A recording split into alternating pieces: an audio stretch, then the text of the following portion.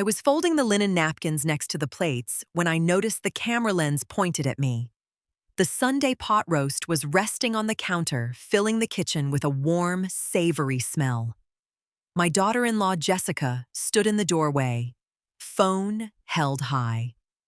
At first, I figured she was recording the table setting for her social media.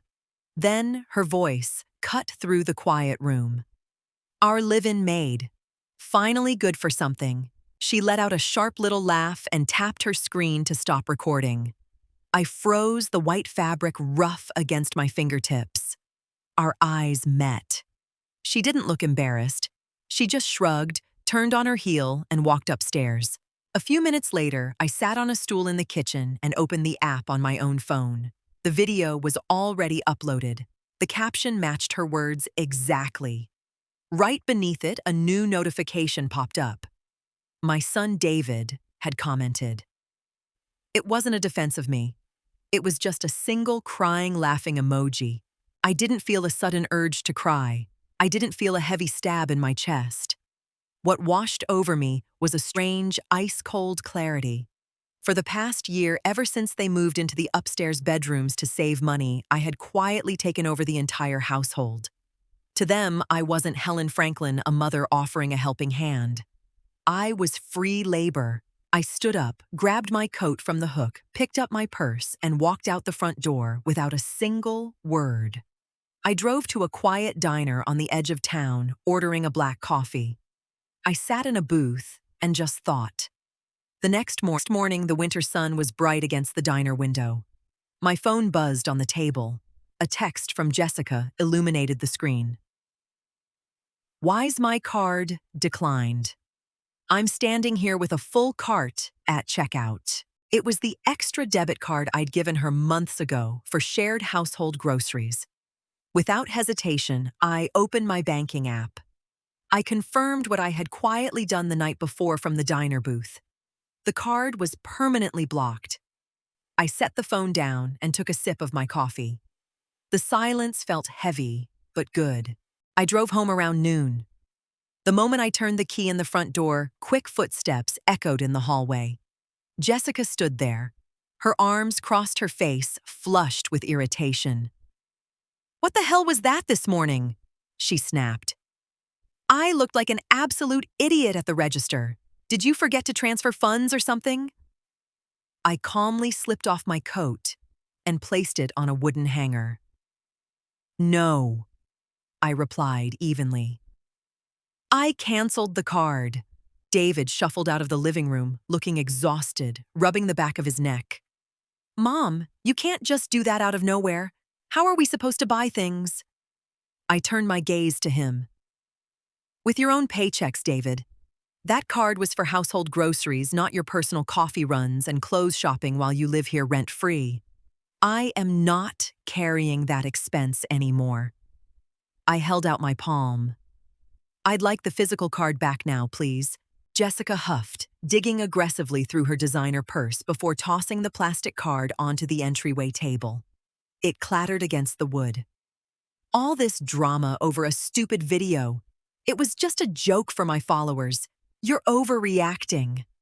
It was your idea of a joke. I stated, picking up the card and sliding it into my pocket. "And this is my card. I don't need the jokes and you don't need my money." I walked past them and headed into the kitchen. Instead of making a large, elaborate Sunday lunch for 3, I toasted a single slice of sourdough, spread some avocado on it, and sat at the small breakfast nook. I ate alone. David lingered in the doorway, shifting his weight, waiting for me to ask if he was hungry. I didn't. After a few tense minutes, he sighed heavily and walked away.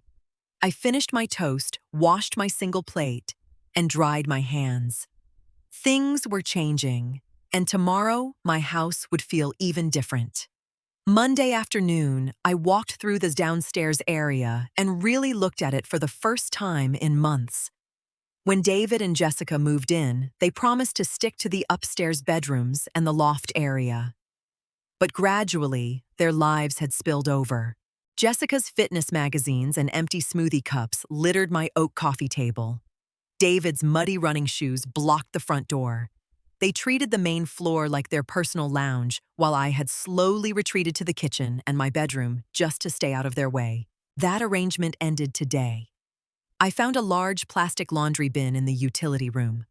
I walked through the living room gathering every magazine, every loose sneaker, every phone charger, and every discarded jacket. I hauled the heavy bin up the stairs and placed it directly outside their closed bedroom door. Next, I went into the spare guest room and dragged out my favorite wingback reading chair. It was heavy, but I managed to inch it down the hall. I placed it right in the center of the living room, directly in front of the large bay window, the spot catching the best afternoon light. I brewed a cup of chamomile tea, sat down in my chair, and opened a novel. An hour later, the front door clicked open. Jessica walked in and froze. She stared at me, settled comfortably with my feet propped up on an ottoman. "What is that ugly chair doing out here?" she demanded, dropping her keys. "It ruins the whole aesthetic." We agreed to keep the living room modern and minimalistic. "We didn't agree to anything," I answered without looking up from the page. "This is my house, Jessica. I like this chair, and I like this window. Oh, and I put your stray belongings in a bin outside your door. Keep your things upstairs from now on." She opened her mouth, her jaw tight, but no words came out. She spun around and stomped up the wooden stairs. I listened to her trip over the plastic bin in the hallway, followed by a muffled curse. I smiled, turning the page of my book. I knew they thought this was just a temporary mood. They were about to learn otherwise. Wednesday mornings used to be laundry days. I would carry their heavy baskets down to the basement, wash dry, and fold everything so it was ready when they got home from work. At 7 a.m., David appeared in the kitchen doorway holding a wrinkled dress shirt. He looked confused. "Mom, my laundry basket is still upstairs. I need this blue shirt for a presentation today." I took a slow sip of my black tea. "The washing machine is downstairs, David. It's completely free. You know where the detergent is." He blinked, lowering the shirt. "But you always do the wash on Wednesdays. Jessica doesn't have time today. She has a spin class." "I'm retired," I said gently, "but I'm not the hired help. If Jessica has time for a spin class, she has time to run a washing cycle. If not, you have two hands." He muttered something under his breath and stomped down to the basement. Once he left for work, I walked into my home office and booted up my computer. For months, I had been paying for a premium internet package because David insisted he needed high speeds for gaming and Jessica needed it for streaming 4K movies. I logged into my router settings. I changed the main Wi-Fi network password, locking them out of the high-speed band. Then I enabled the guest network and capped its bandwidth to a very basic speed, just enough for casual web browsing, but terrible for high-definition streaming. I taped the new guest password to the refrigerator. That evening, I heard Jessica complaining loudly from the top of the stairs. "David, the internet is crawling. My show keeps buffering." David came down and looked at the router, then at me. "Mom, did something happen to the internet?" I downgraded the plan to save money. I lied smoothly. "The guest password is on the fridge. It works fine for emails." He groaned, rubbing his temples. "A house shouldn't feel like a hotel, especially when the staff officially resigns." Thursday morning, while David and Jessica were at work, a local handyman arrived at my house. He was a quiet, efficient man I'd hired for cash. I didn't need any major renovations. My request was incredibly simple and practical. "I need solid commercial-grade locks on these two doors," I told him, pointing to my master bedroom and my home office. Lately, Jessica had developed a habit of wandering into my spaces. I'd frequently find my expensive night creams, half empty, my stationery missing, and my private files shifted on my desk. She treated the entire house as her personal domain, walking in without knocking. Within an hour, the handyman had installed 2 heavy-duty deadbolts. He handed me 2 shiny sets of keys, collected his cash, and left. I immediately locked my office and slipped the keys deep into my cardigan pocket. Saturday morning rolled around. I was in the kitchen wiping down the counters when Jessica shuffled downstairs in her robe. She walked straight past me, heading down the hall toward my bedroom. I heard the handle jiggle, then a louder rattle. "Is this door jammed?" she called out, sounding annoyed. I leaned against the kitchen archway, a dish towel in my hands. "No, it's locked." She spun around, her brow furrowed. "Locked. Why I need your lavender lotion, my skin is dry." "Because it's my private room," I stated flatly. "I don't want anyone going into my spaces anymore. Buy your own lotion, Jessica." "That is ridiculous," she scoffed, crossing her arms. "We're a family. What are you hoarding in there?" My privacy," I replied. "Your living space is upstairs." She glared at me, her face reddening before stomping back up the stairs. I turned back to the sink, humming quietly to myself. The inside of my house was finally secure, but the outside needed immediate attention. Sunday afternoon, I walked out to the attached garage and hit the button. The heavy door rolled up, revealing a wall of brown cardboard boxes, discarded workout equipment, and old furniture. When David and Jessica moved in, they promised to rent a storage unit for their overflow. A year later, their junk still occupied every square inch. Meanwhile, my car sat parked on the street, baking in the summer sun and freezing in the winter snow. I put on a pair of sturdy gardening gloves. I wheeled a flatbed cart out from the backyard shed. Box by box, chair by chair. I started hauling their belongings out of my garage. I didn't leave them on the curb. I wasn't looking to destroy their property. Instead, I stacked everything neatly under the large covered aluminum patio in the backyard. It was protected from the rain, but it was out of my way. It took me 3 hours of hard, sweaty work. When the garage was finally empty, I grabbed a broom, swept the concrete floor, and drove my car inside. The soft, mechanical click of the garage door closing behind my bumper was the best sound I had heard all week. At 6:00 p.m., David came looking for me. He found me watering the hydrangeas in the front yard. "Mom, why is all our stuff piled up on the back patio?" he demanded, pointing a finger toward the side gate. Because I need my garage for my car," I answered, adjusting the hose nozzle. "But we don't have anywhere to put it. You can't just move our things without asking." "I did ask David 12 months ago. You have until next weekend to move it into the attic or rent a storage unit. If it stays on the patio, the humidity will ruin it." He stared at me, realizing there was no argument to be made. The woman who quietly accommodated every inconvenience was gone. I shut off the hose. They were losing control, and they decided to play a petty game in response. When I walked into the kitchen on Tuesday morning, I immediately noticed the main refrigerator felt unusually empty. I opened the door. My sharp cheddar, my Greek yogurt, and the fresh salmon fillets I had bought for dinner were completely gone.